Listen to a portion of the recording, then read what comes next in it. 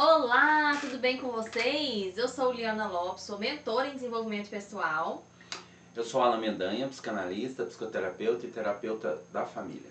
E hoje nós estamos aqui para gravar o 6º episódio do Entre Linhas Histórias que Geram Valor. Como tem sido ricos os nossos episódios, né, Alan? Sim, muito significativo. Estamos aproveitando muito, aprendendo muito com vocês também. Espero que vocês estejam gostando, estejam aprendendo, que a gente esteja contribuindo com a vida de vocês. E já quero começar pedindo que você nos ajude a impulsionar esse projeto. É muito importante que você curta, comente, compartilha, assista. Tá lavando louça, tá fazendo alguma coisa na sua casa? Coloca esse vídeo aí pra rodar. Enquanto isso, você vai ouvindo aqui os insights que a gente tem, né, durante as análises dos livros. E divulgue o nosso canal, porque nós queremos que outras pessoas tenham acesso a esse conteúdo. E infelizmente, se vocês não participarem, não se inscreverem, não se engajarem, é muito difícil que esse conteúdo alcance mais pessoas. E nós queremos muito que isso aconteça, porque o nosso único objetivo aqui é gerar valor na vida das pessoas através da análise desses livros poderosos que nós estamos analisando aqui a cada episódio. Certo, doutora Alan? Isso mesmo. E hoje nós vamos falar sobre uma história interessantíssima, que é uma história real, que é a história da Edith Eva, a bailarina de Auschwitz. Ela é uma mulher que sobreviveu ao Holocausto. É isso, doutora Alan? Sim. Conta pra gente aí um resuminho da história. O Alan tem um poder de síntese melhor. Então, o que aconteceu com essa menina? É uma bailarina em plena Segunda Guerra Mundial. Então, ela era judia, então ela foi perseguida e ela foi mandada para um campo de concentração. Junto com ela foi toda a família. E ali ela começou a viver aqueles horrores da guerra. E durante 3 anos, que ela entrou lá com 16, saiu com 19 anos, durante 3 anos ela sofreu todo tipo de abuso que você imaginar dentro desse campo de concentração. E eu uso muito a história da Edith em clínica, porque é uma história de superação muito bacana e as pessoas sempre acham que está tarde para começar. Ah não, é tão difícil, eu já passei por tantas coisas e tal. Eu costumo dizer até que, eu costumo até mostrar essa foto que ela faz questão de tirar no final. Olha, bem de perto pra você. Olha o semblante dessa senhora. Qual que é o mais interessante aqui? Ela tá com, se não me engano, que ela tá com 92 anos de idade. Hoje ela tem mais. E essa senhora sofreu até os 50 anos de idade. Então, até os 50 anos de idade, ela estava sofrendo por estresse pós-traumático. Então, ela não conseguia se livrar dos 3 anos de abuso.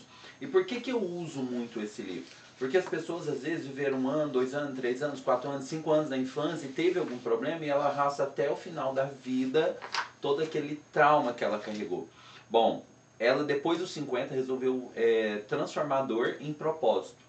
E aí ela se tornou psicóloga, terapeuta. E hoje ela ainda tem um canal no YouTube. Se você procurar lá, Edith Eger, você vai encontrar o canal dela no YouTube. E ela está com mais de 90, 95, 94 anos e está ainda gerando valor nas pessoas. E por que eu indico muito? Quando eu pego pessoas acima de 40, 50 anos, é uma Acho que inspiração. já tá tarde, né? Mostrar para ela que não tá tarde, que a Edith começou depois dos 50. Quando pega uma pessoa mais jovem, mostra pra ela o seguinte: caraca, então não preciso esperar chegar aos 50, eu posso começar esse processo agora. É por isso que eu gosto tanto dessa obra. Eu acho ela. E ela tem outro livro também, que é a questão das escolhas, depois a gente vai falar sobre ele. Mas esse aqui ele nos dá muitas chaves poderosas para ressignificar, seguir em frente, focar no crescimento, no desenvolvimento, livrar-se dos traumas e ser feliz. E aí, pelo que você tá falando, acho que cabe aqui uma reflexão. Eu acho assim, Alan, um ano bem vivido, né, onde você ressignificou suas dores, você vive de fato plenamente dentro do seu propósito, você acha que um ano bem vivido compensa vários outros anos de sofrimento e de dor?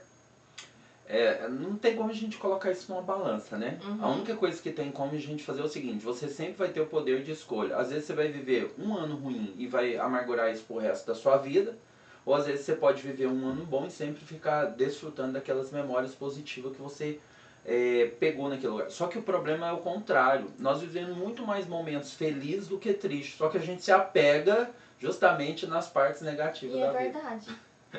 Reflexão interessante. Se a gente for parar pra pensar, o impacto dos momentos negativos é muito maior, né? Acaba que Mas isso pode ser mudado intencionalmente também, né? Pode, é um treinamento, porque é mentalidade positiva e mentalidade negativa. Então tem pessoas que tudo ela tende a pôr aquilo num pior possível. Então, agora, eu posso treinar minha mente para enxergar as partes positivas? Posso, por isso que eu falo que é um treinamento. Aí muitas vezes a pessoa quer mudar isso com remédio. O remédio não vai mudar isso. Já é uma trilha neural. Então meu cérebro já tá, não, vai dar tudo errado. Nossa, dá tudo errado. Tanto que se você conviver muito tempo com uma pessoa pessimista, você fica pessimista. Exatamente. A gente acaba sendo influenciado, O né? contrário é o mesmo.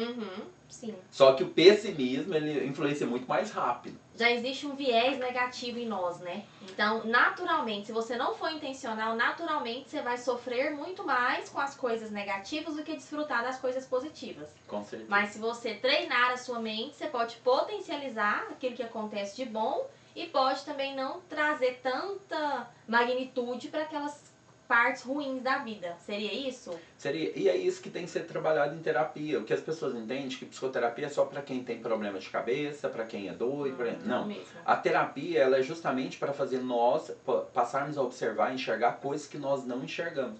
Por que eu dou tanto resultado em questão de relacionamentos, desenvolvimento e tal? Porque eu faço a pessoa enxergar, peraí, o que você está vendo? Você está enxergando tudo aqui? Não. Olha um exemplo, vamos trazer um caso que a pessoa chegou lá que ela estava muito mal porque ela teve um prejuízo de 1 milhão. Então, um prejuízo significante. Só que hoje ela já está em projetos que já superou esse número. Então ela está em projetos muito mais altos e tal. Falei assim, mas espera aí, e a lição que você tomou quando você perdeu 1 milhão? Nossa, a lição foi essa, essa, essa. Então, olha aí para você ver. Agora você está em um nível muito mais alto. Você nunca mais vai perder porque você cometeu um erro básico. E você pagou 1 milhão para aprender alguma coisa que você não vai fazer de novo.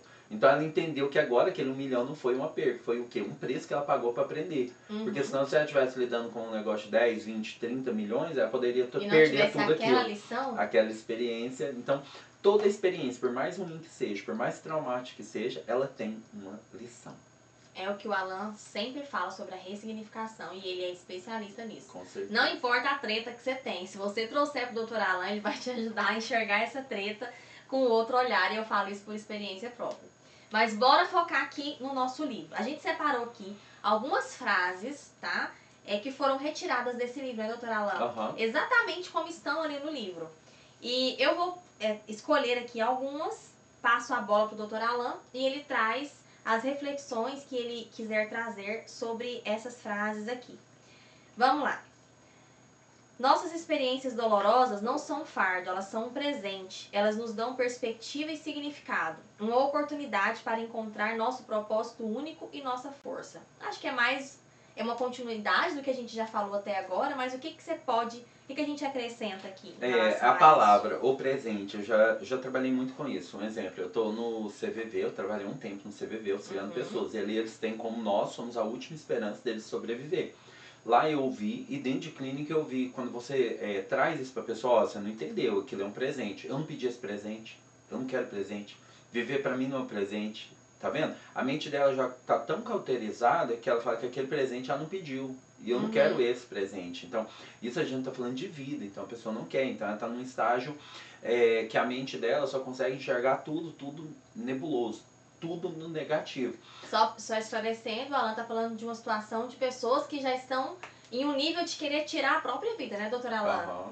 Sim, pode Por quê? continuar. Por causa da negatividade. Aí eu tenho que mostrar pra ela, dentro daquela experiência dela, me traz a experiência. Por isso que eu falo que é um treinamento, porque eu preciso da sua experiência. Aí pega uma mãe lá que o filho suicidou com 13 anos. Uma experiência horrível. Aí eu consegui fazer ela enxergar a experiência de outra forma. O que gerou naquele sentimento dela? Gerou alívio. Nossa, então eu consegui enxergar aquilo de outra forma. E toda experiência que você tiver, você não vai conseguir enxergar o lado positivo dele, porque todas têm um lado positivo. Você vai enxergar só o negativo, você vai potencializar isso, aí você entra num ciclo de autossabotagem. Aí tudo que vier agora, você usa aquilo como um marco para poder continuar no processo de autodestruição. Uau, interessante. Então, existe uma oportunidade em cada experiência dolorosa. A gente só precisa saber aproveitar isso, né, doutora? Só saber aproveitar. E outra coisa, vamos pegar um exemplo hoje que traz muita dor, rompimento de relacionamento. A pessoa namorou lá 4 anos, aí ela criou toda uma expectativa de um relacionamento para poder casar, filhos, netos e tal. Então ela criou toda aquela expectativa. E aquilo é rompido. Quando aquilo é rompido, trouxe uma dor muito grande. Só que se ela pegar na dor, tem pessoas que depois nunca mais conseguiram ter relacionamento saudável. Agora, quem não se pegou na dor, pegou a lição. Qual o comportamento que essa pessoa tinha? Esse. Qual o padrão dele? Esse. Qual que era esse? Esse. Então, esse tipo de pessoa nunca mais eu quero na minha vida. Aí ela faz um filtro, aí ela começa a buscar crescimento, desenvolvimento, maturidade. Aí nunca mais ela cai naquele padrão. Ela tem chance de encontrar um verdadeiro relacionamento de uma pessoa madura, igual ela se tornou agora, porque também era infantil, porque senão não entrava nisso. Senão teria feito então, uma escolha tão errada. Qualquer assunto que você trouxer de experiência negativa, a gente pode encontrar nela a lição. Toda experiência tem uma lição. Então agora eu vou te desafiar. Então pronto. Vamos lá. Essa semana passada eu sofri muito porque o Instagram estava repleto das imagens, das situações do Rio Grande do Sul. E aí teve uma prima que postou: gente, por que essas pessoas precisam sofrer tanto? E eu te confesso que na hora minha mente travou e eu não consegui formular. Eu queria responder pra ela, eu queria, sabe, contestar, mas eu não consegui, porque eu também acabei me envolvendo muito naquela dor. O que o Dr. Alan fala sobre isso? Então, como que essas pessoas, o que você falaria para essas pessoas que perderam tudo diante dessa catástrofe? Existe por isso nós temos que viver bem emocionalmente. Vamos lá. Nada tira a dor de uma pessoa que perdeu um ente querido. Agora, aí nós temos que tirar uma lição. Um ente querido, a casa, né, as coisas, os tudo. bens materiais é muito mais fácil de você ressignificar. Tipo assim, eu tô vivo, então eu já vou direto na ferida maior, que é perder uma pessoa querida. Certo. É inevitável que nós vamos perder alguém. Nós vamos perder pessoas queridas. O que eu tenho que aprender com essa lição? Viva o dia como se fosse o único. Então, aquelas pessoas, presta atenção nisso, que isso é muito sério. Aquelas pessoas que tratavam a família super bem, fazia tudo que podia, tudo que precisava, tinha um bom relacionamento, a dor delas vão passar muito mais rápido. O luto vai ser muito mais rápido. Aquelas pessoas que te embate, picuinha, briga, transtorno, essas que vão sofrer muito tempo. Com certeza. Então, as catástrofes, elas são inevitáveis. O que nós temos? Nós temos que estar bem com nós mesmos, bem emocionalmente com o outro, não deixar que aquilo abre ferida, porque se acontecer algo desse, aí eu não tenho onde agarrar. Então, o processo para mim curar essa ferida dessa pessoa, ele é muito mais complexo. Então vamos pegar um exemplo do cotidiano. Você tá, casei, filhos e tal, família, e aí eu brigo com o marido, discuto com o filho, o marido pega o avião cai e morreu. Aí eu vou ficar aqui, nossa, se eu não tivesse brigado, talvez eu não tinha viajado, e não sei o quê. Aí eu começo a buscar o que eu poderia ter feito diferente. Então você não pode. Catástrofes, coisas naturais vão acontecer, nós vamos perder ente querido, mas viva hoje com ele como se fosse o último dia. E quando partir, você vai ficar sempre lembrando dos momentos bons que você viveu com aquela pessoa. E não se apegando no que você não poderia ter feito por aquela pessoa. Eita, poderoso isso, hein? Poderoso isso, poderoso. Vamos pro próximo, porque senão a gente fica aqui só nessa parte. Não sabemos onde estamos indo, não sabemos o que vai acontecer, mas ninguém pode tirar de você o que você colocou em sua mente. Ninguém.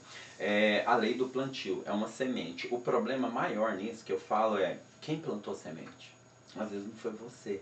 Então não interessa quem plantou a semente, interessa se tem algo germinando dentro de mim e não tá bacana, e eu tenho um alerta sobre isso. Sabe o que é um alerta?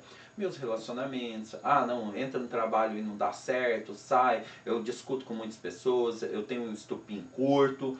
Tudo isso mostra que você não está em equilíbrio. Se você não está em equilíbrio, talvez alguma semente ruim foi plantada na sua primeira infância. Na mente, tá? Na mente. Quando você fala de quem plantou a semente na mente. Na né? mente. Sim.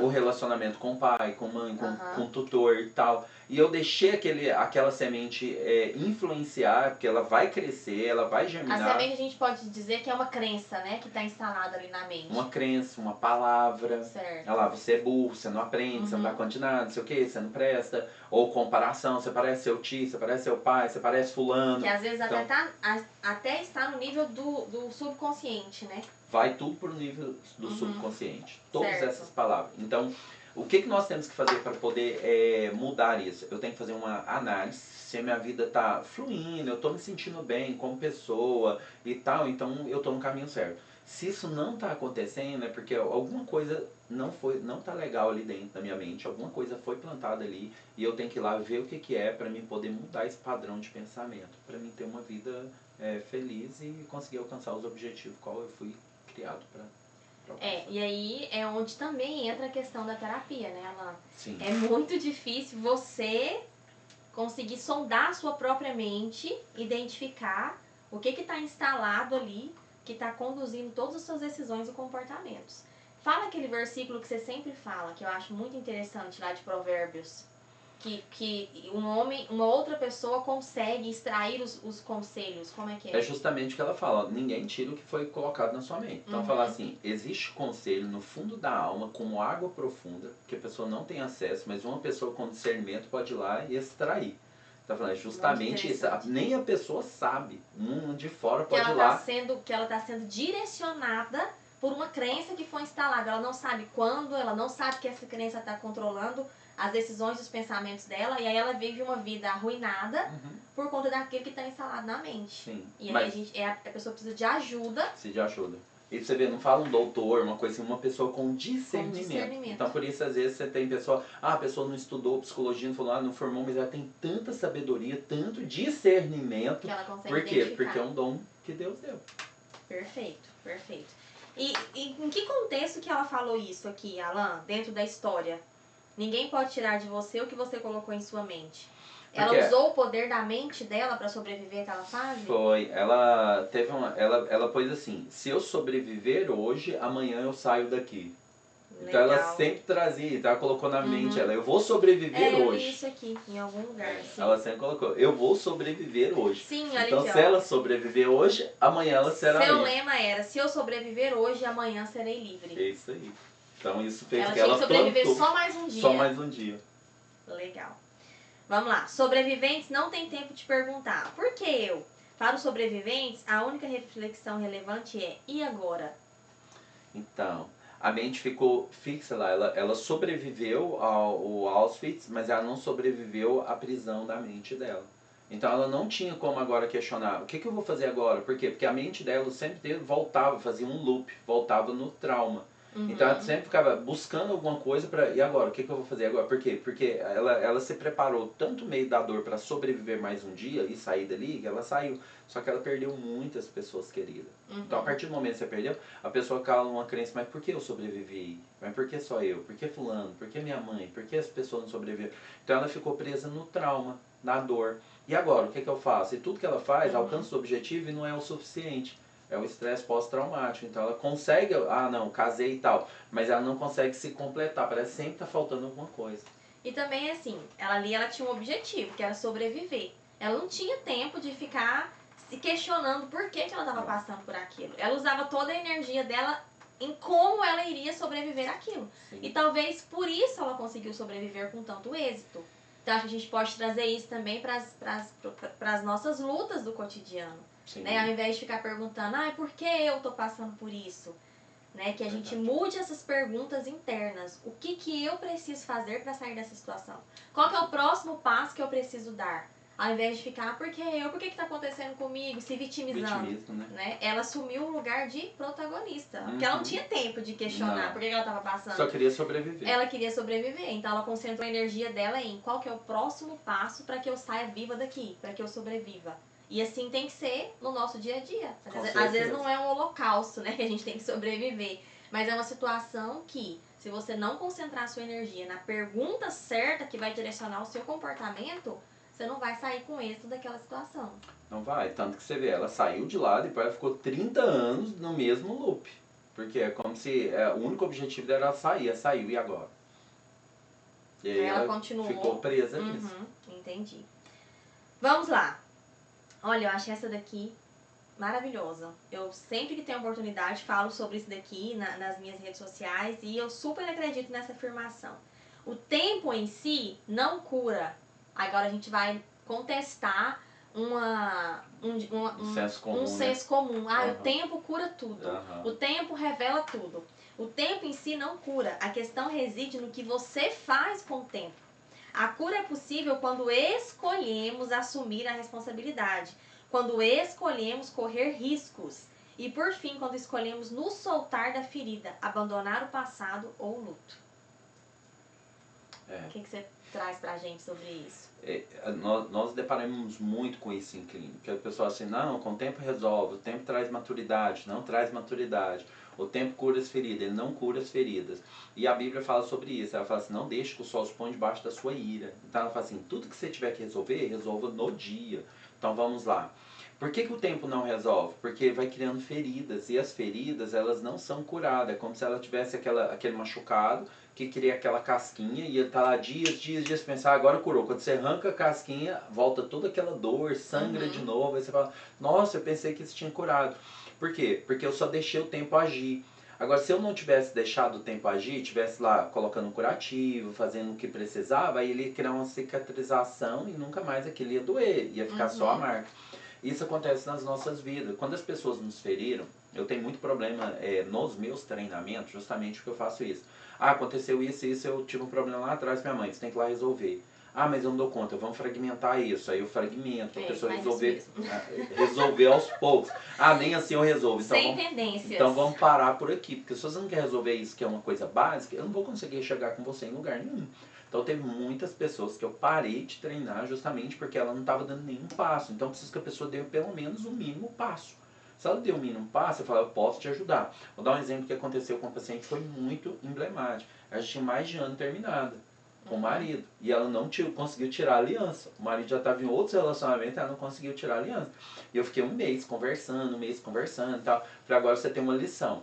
Qual é a lição? A lição da semana é, todas as noites, quando você for dormir, você tira a aliança e põe na cabeceira da cama. Olha. Era uma missão simples, não era para ela sair durante o dia sem aliança. Era para ela tirar só à noite e colocar na cabeceira da cama. Por quê? Porque você pelo menos dormir sem aliança. Então era a primeira tarefa. Aí passou mais um mês, ela falou assim, ó, não dei conta ainda de fazer a primeira e tal, tarefa, não. Eu falei assim, ó, então nós vamos terminar por aqui. Pronto, eu não posso te ajudar. Porque você tem que querer isso mais do que eu. Pronto, aí eu terminei o processo. Parece que é muito ruim, é negativo. E ela voltou? Não voltou. Não conseguiu dormir sem aliança? Nunca mais vi, nunca mais nem sei o que aconteceu. E aí vocês acham que o tempo vai curar isso? Não vai. Não cura. Ela tem que decidir. Tem que dar os primeiros passos. Ela fala, você tem que tomar uma decisão. É isso que eu quero? Então vai doer, mas eu vou com dor. Porque é melhor eu sentir a dor intensa agora e depois ter uma liberdade emocional do que ficar escravo desse sentimento pro resto da vida. A maioria das pessoas estão presas porque elas estão escravas de sentimentos. Elas não querem sentir a dor intensa, aí elas preferem ficar sentindo o quê? Pequenos fragmentos de prazer. Ela tinha pequenos fragmentos. Quando o marido ia lá buscar a filha, aí ela ia lá fora conversar, aí ela se arrumava para poder ver e tal, para ficar, não, tinha que conversar sobre alguma coisa, aí ela fazia questão de mostrar que ainda estava com aliança. Então ela estava presa naquilo. Enquanto a pessoa não sentir, não, peraí, eu tenho que sentir dor, mas eu tenho que me apartar desse sentimento, ela não vai ser uma pessoa livre. Vamos pegar uma coisa que pega muitas pessoas, luto. Tem pessoas, às vezes, que eu treino, a pessoa, perdeu o marido, 60 anos de casado, então fazia tudo, servia em tudo. E aí ela não consegue lidar com essa perda. O que eu fiz? Não, o que tem? Eu fico mais tempo na sala. E na sala tem um monte de foto do marido. A primeira coisa, você vai ter que tirar as fotos da sala. Você não precisa guardar num baú, põe no quarto, ou põe em outro lugar, que você vê menos, põe num corredor, até você acostumando para depois você guardar as fotos dele, porque senão você nunca vai esquecer. Aí ela tinha que dar o primeiro passo, falou, não, já sei, vou pôr no quarto da minha filha. Eu falei, tudo bem, começou o processo, mas gera dor. E já falamos sobre isso em outros episódios, né, Alana? Vai se repetir muitas coisas, porque são ressignificação, são traumas, então muitas coisas que a gente falou vai se repetindo. Mas assim, já que veio de novo esse assunto, né, em um outro livro que nós estamos analisando, vamos reforçar. A cura é uma decisão. Você precisa decidir se curar. Não coloca no tempo a responsabilidade de resolver os seus BOs. Encara aquilo que você tem que encarar.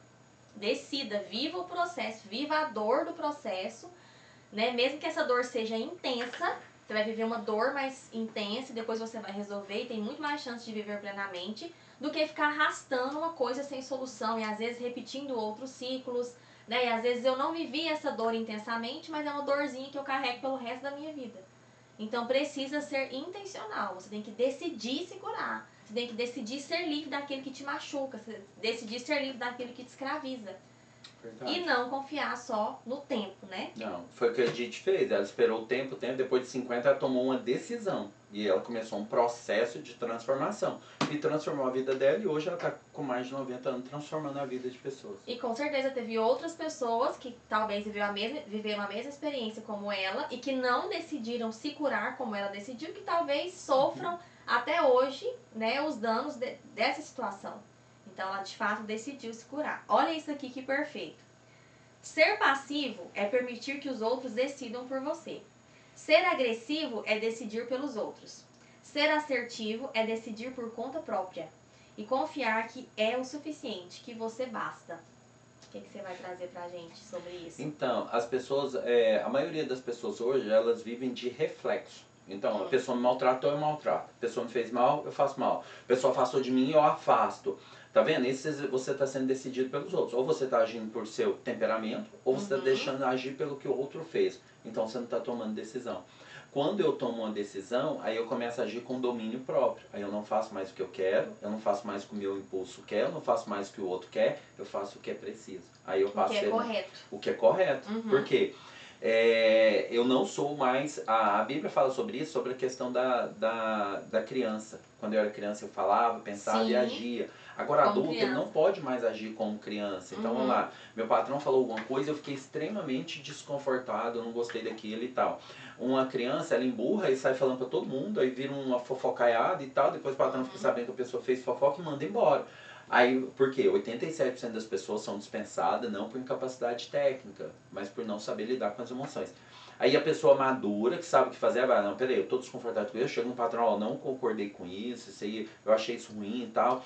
Quando essa pessoa vai conversar, aí ela vai dar oportunidade para o outro explicar melhor o que ele falou, o que ele entendeu, entra no acordo e pronto, e a pessoa tá mais retiva. Mas para isso precisa de muita maturidade, que é o que está faltando hoje nas pessoas. E quando ela fala que ser assertiva, decidir por conta própria e confiar que é o suficiente, que você basta. Ou seja, a minha vida não pode depender das decisões que os outros tomam, nem em relação a eles e nem em relação a mim. Não. Eu preciso ter ali a minha hierarquia de valores, né? Ter os meus princípios que norteiam as minhas decisões e as minhas condutas e confiar que se eu fizer aquilo que eu acredito plenamente que é o correto, né? Que no nosso caso é fundamentado na palavra, independente do que o outro vai fazer, eu preciso confiar no resultado das minhas decisões. Porque se eu ficar sempre presa no que os outros vão decidir em relação a eles, em relação a mim, eu nunca vou ter paz. Você concorda?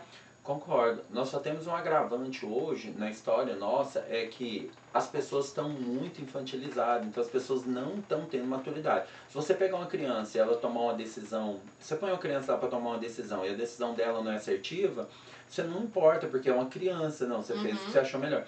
Agora, adulto, quando ele reage assim, não, eu acho que é assim, eu faço assim e pronto, eu não quero saber, não escuto ninguém. Mas espera aí. Você tem maturidade o suficiente para saber se realmente o que você está fazendo está certo ou errado? Por quê? Porque eu treino pessoas com mais de 40, 50 anos, 60 anos, que falam assim, nossa, doutora, eu achei que eu estava completamente correta e estava completamente errado. Então, por isso que a Bíblia fala, ai daquele que estiver só. O que eu falei para a pessoa antes de você tomar qualquer decisão? Cuidado com quem que você conversa, porque às vezes se você conversar com outra pessoa machucada, ferida ou imatura, ela vai te precipitar a tomar uma decisão errada também. Então procure pessoas assertivas, inteligentes, ou pessoas capacitadas, ou até que não precisa ser terapeuta, mas é uma pessoa que eu sei que é uma pessoa equilibrada. Toda família não tem aquele tiozão, ou aquela tia, que é a pessoa totalmente equilibrada. Então eu vou lá conversar com ela para saber se a minha posição, se o meu posicionamento está correto ou não, porque às vezes pode estar correto. Quando ela fala ali, ela fala do ponto de vista que ela já cresceu o suficiente emocionalmente para tomar uma decisão totalmente assertiva e não depender de ninguém.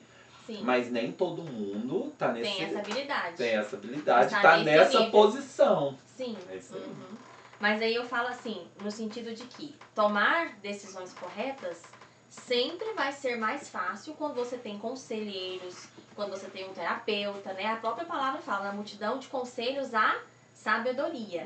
Mas nós não podemos depender da decisão do outro. Porque às vezes mesmo eu decidindo estar certa, e eu estou de fato, porque eu estou munida ali de sabedoria, de conselhos, de fundamentação da palavra, o outro não vai fazer o que é correto comigo. E eu não posso deixar que isso interfira, né, na maneira como eu sinto e nem nas minhas próximas decisões. O meu próximo passo nunca pode depender do que o outro fez ou deixou de fazer. Sempre tem que ser baseado na minha hierarquia de valores. Agora, é extremamente importante eu ter consciência se eu também estou tomando decisões corretas. Não depender do que o outro faz também não é uma garantia de que eu estou fazendo certo. Não. Né? É um passo importante. Mas eu preciso ter certeza de que eu estou no caminho certo. Como é que eu adquiro essa certeza? Os conselhos são uma opção, né? A terapia são uma opção. Então, sempre os meus resultados também, avaliar os resultados que eu tô tendo também são uma opção, certo? Com certeza. Vamos lá. Como é que tá nosso tempo? Ainda dá tempo de avaliar mais? Acho que dá mais um ou dois. Mais uma. Olha isso. Você pode viver para vingar o passado ou para enriquecer o presente. A maioria vive para vingar o passado. Tanto você fala Sim. assim, eu quero mostrar, vamos pegar uma coisa que é muito clichê, que é a questão de relacionamento. Eu quero estar super bem para mostrar que eu tô por cima. Só pra isso. Pra que você quer estar super bem? Só que, aparentemente, a pessoa pega um atalho para estar super bem. E ela, no fundo, não está. Exatamente. Isso tem uma frase que eu gosto muito que ela fala, melhor vingança é ser feliz. E não fazer de conta que tá feliz. E não mostrar que tá feliz, É diferente. Então a pessoa fala assim, o que aconteceu? A pessoa terminou um relacionamento, aí ela não tá vivendo nenhum relacionamento, a outra tá achando, nossa, tá super mal, tá numa bad, não. E agora ela tá crescendo em outra esfera, que é emocional, cuidando dela, cuidando da vida dela, então não precisa aparecer, não precisa fazer nada. Quando a pessoa for ver, ou quando alguém for ver, ela já tá tão grande que aí ela já não vai ser mais atacada. Falou assim, perfeito, caraca. Doutora Então... Alan. Perfeito. Aí tem a impressão de que aquela pessoa que tá sozinha tá mal, mas na verdade é agora que ela tá bem, que ela tá conseguindo viver a solitude, né? Que é uma virtude importante para todo mundo. E aí entra aquela questão, né? Não é só o que você faz, mas é a motivação por trás daquilo que você faz. Às vezes a pessoa tá buscando coisas legítimas, mas a motivação é mostrar algo pro outro, é vingar o passado. Aí isso aí vai deturpar tudo e vai acabar se dando mal em algum momento, né? Vai perder o presente. Porque o presente, o nome mesmo fala, é o que eu posso viver hoje. Então não importa o que a vida fez comigo, e sim o que eu faço com o que a vida fez comigo. Foi o que a Edith fez. O que a vida fez para ela? Trouxe dor, sofrimento, angústia e machucou ela por 3 anos. 3 anos. Mas ela se machucou por 30 anos, remoendo que os 3 anos ruins foi na vida dela. Só que ela conseguiu essa liberdade emocional, então depois dos 50 ela conseguiu um processo e hoje ela tem mais de 40 anos gerando valor nas pessoas. Então os 30 anos de prisão para ela agora serviu de ferramentas para ela gerar valor em outras pessoas. Olha, ela sofreu 3, gastou 30 anos para ressignificar, mas mesmo assim, tem quantos anos que ela já vem usando os frutos dessa ressignificação para ajudar outras pessoas, né? Então sempre é tempo, né, de virar essa chave. Já que você entrou aí, pra gente encerrar, mudar é notar o que não está mais funcionando e sair dos padrões familiares e aprisionadores. Então, qual que é os padrões aprisionadores? São as crenças. Então ela mudou o nome, mas você vai ver qual é a crença. Eu tenho a crença, não, só assim, porque minha mãe foi feliz assim, meu pai foi feliz assim, fulano foi feliz assim, eu posso ser feliz assim. Mesma coisa ao contrário. Se essas pessoas não forem felizes, inconscientemente eu acho que eu também não posso ser feliz. Agora eu tenho que fazer o quê? Uma reprogramação mental. Eu trabalho muito com a questão de reprogramar. Porque é muito mais fácil você martelar na sua mente todos os dias que você pode ser feliz, que você pode vencer, que você pode ser livre, todos os dias durante uma semana, um mês e um ano, e aí depois você tem o resto da sua vida livre. Do que você ficar tentando o quê? Subterfúgio. Então, se eu não estou bem com as pessoas, é o que a gente estava falando aqui agora, eu também recebo muito ataque na rede social quando eu falo que você não tem que afastar de pessoa tóxica. Você tem que entender o grau de toxicidade que ela tem, você tem que entender a distância que você tem que ficar e como você vai agir com ela e não agir por reflexo. Aí você começa o quê? A crescer emocionalmente falando. Aí você se torna uma pessoa totalmente livre. E essa liberdade emocional, ela parece que ela é muito alta e a maioria das pessoas não vão alcançar, mas não é verdade. A partir do momento que você decide, busca um auxílio, busca ajuda e busca várias ferramentas, porque não é só uma ferramenta, são várias ferramentas. Estava conversando com uma amiga que ela é coordenadora de vários cursos em psicologia. Ela estava falando o seguinte, existe muita questão de divisão de abordagem. Fulano é da abordagem A, B, C, comportamental, psicanalítica, Gestalt. Então existe um monte de abordagem psicológica. Aí você vai ver muitas pessoas já foram em tanta terapia que eles já conhecem todas as abordagens. E nada muda. E não mudou nada. Aí eu fui conversar com ela e falou assim, Alan, as pessoas na faculdade ensinam uma abordagem, porque é tantas, não tem como abordar tudo, para a pessoa aprender aquela, para quando ela começar a exercer, ela começar a entender que ela precisa de outras ferramentas, de outras abordagens para ajudar as pessoas a transformar a vida delas. Então o que as pessoas precisam entender? Que elas precisam, todo mundo precisa para ser feliz, cuidar do corpo, cuidar da alma e cuidar do espírito. Em cada área dessa eu tenho que buscar alguém para me auxiliar, para me treinar, para me ter liberdade emocional e alcançar uma coisa fantástica, chama-se maturidade emocional. Perfeito. E aí, Alan, tem uma palavra na Bíblia, eu já fiz um vídeo há muitos anos atrás sobre isso. Fala assim, mais ou menos assim, as andorinhas sabem a hora de voltar para casa, alguma coisa nesse sentido. Ó Israel, mas vocês não sabem a hora... Depois eu vou procurar e a gente coloca na descrição aqui do vídeo essa palavra. Mas é justamente isso daqui. Essa reflexão tá lá no Velho Testamento.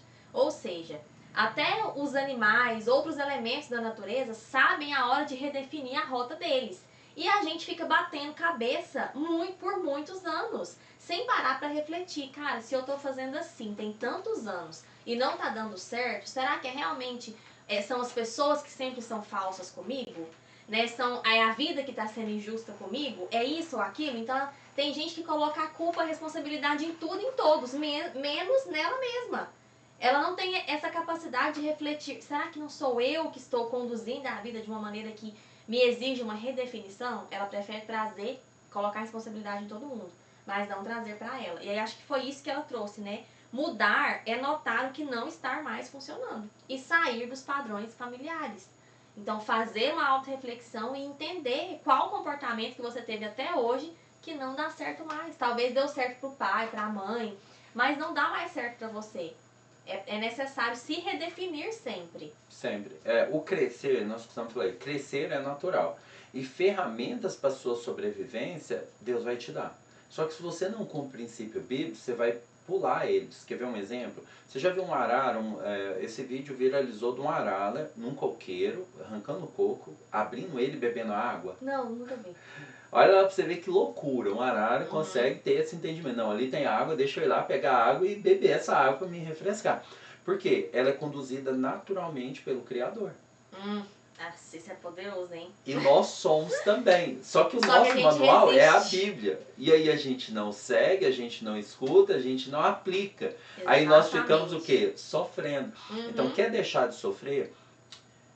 Analisa o manual do seu Criador. E a partir daí você vai entender, caraca, o que eu preciso aqui para ser feliz? Está tudo ali que você precisa para ter liberdade, para ser feliz, para viver em plenitude. Agora, se você ignorar isso, você vai passar muitos anos para aprender e depois que você aprender, você vai lamentar os anos que você perdeu. Perfeito. Acho que a gente encerra aqui. Quer acrescentar mais alguma coisa, Alan? Não, acho que tá tranquilo. A única coisa que eu acrescento essa obra para vocês lerem, se tiver oportunidade, A Bailarina de Auschwitz, e mostrar assim, que mesmo se você, não importa a idade que você tá, se você tá no começo, então tudo bem, aprenda lições rápido para você não sofrer tanto. Se você sofreu muito, isso não é sofrimento, são ferramentas que a vida te deu para você fazer diferença na vida dos outros. Se você entender isso, começar a aplicar isso, você vai começar a ter orgulho do que você viveu e não vai querer mudar a fase. Um exemplo, eu passei por muitas dificuldades até os 30 e poucos anos.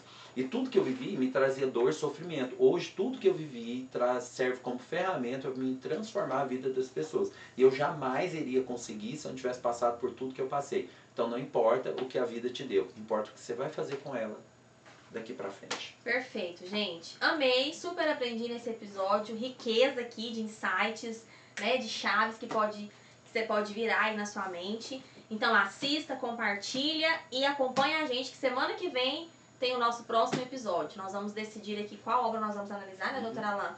Se você tiver uma sugestão, eu queria muito ver a análise de vocês do livro tal, da história tal, do filme tal, às vezes uma história da vida real, traga essa sugestão pra gente também, que nós estamos aqui para atender as demandas de vocês. Certo? Um forte abraço e até a próxima. Tchau, tchau. Tchau.